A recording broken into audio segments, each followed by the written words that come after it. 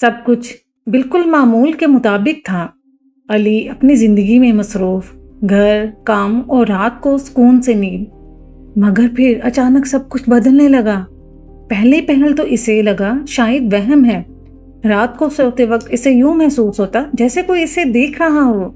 کمرے میں خاموشی ہوتی مگر دل کہتا کوئی ہے، بالکل قریب، سانس لیتا ہوا۔ ایک رات اچانک اس کی آنکھ کھلی۔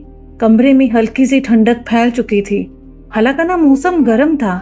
اس نے آہستہ سے سر موڑا اور دروازے کی طرف دیکھا۔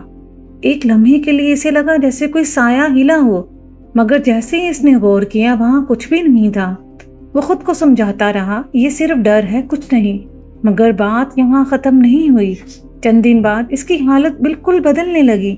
نیند غائب، دل میں بے وجہ گھبراہٹ اور جسم میں عجیب سی تھکن، جیسے کوئی اس کی طاقت نہ چوڑ رہا ہو۔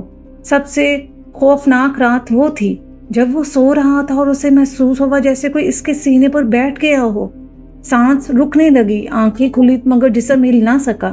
وہ چیختا چلاتا رہا مگر آواز جیسے قید ہو گئی۔ اسی لمحے اسے اپنی ماں کی بات یاد آئی، بیٹا مشکل وقت میں آیت الکرسی پڑھ لیا کرو۔ وہ دل ہی دل میں پڑھنے لگا۔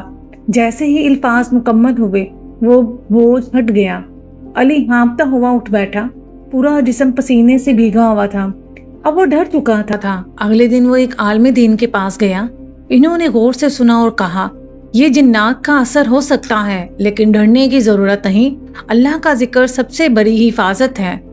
حدیث کی روشنی میں نبی کریم صلی اللہ علیہ وآلہ وسلم نے فرمایا، جو شخص رات کو آیت الکرسی پڑھ لے اس پر اللہ کی طرف سے ایک محافظ مقرر ہو جاتا ہے اور صبح تک شیطان اس کے قریب نہیں آتا۔ صحیح بخاری۔ ایک اور حدیث میں ہے، اپنے گھروں کو قبروں کی طرح نہ بناؤ، بے شک شیطان اس گھر سے بھاگتا ہے جس میں سورہ بقرہ پڑھی جاتی ہے۔ صحیح مسلم۔ علی نے کیا کیا؟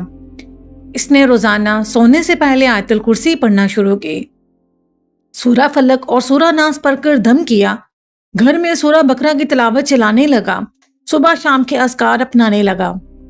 انجام: شروع کے دنوں میں ڈر لگا اور بڑھ گیا، جیسے کوئی اسے روکنے کی کوشش کر رہا ہو، مگر علی نے ہمت نہیں ہاری۔ چند دن بعد رات کی بے چینی کم ہونے لگی، پھر وہ سایہ ہمیشہ کے لیے غائب ہو گیا۔ سبق اس سے ہمیں کیا ملتا ہے؟ علی سمجھ چکا تھا جنات نقصان پہنچا سکتے ہیں مگر اللہ کی پناہ میں آنے والا کبھی اکیلا نہیں ہوتا۔